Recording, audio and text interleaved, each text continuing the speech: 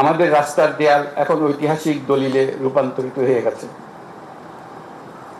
এগুলির স্থান এখন আমাদের বুকের মধ্যে এবং জাদুঘরে হওয়া ছাড়া আর কোনো বিকল্প নেই।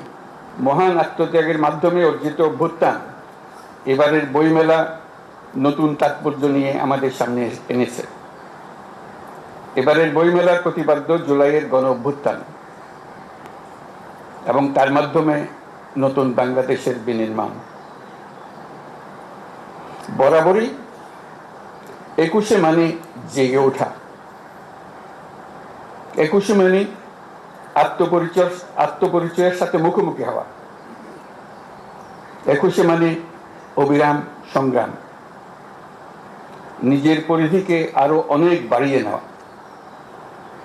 এবারের 21শের প্রেক্ষিত আমাদেরকে নতুন দিগন্তে প্রতিস্থাপন করেছে।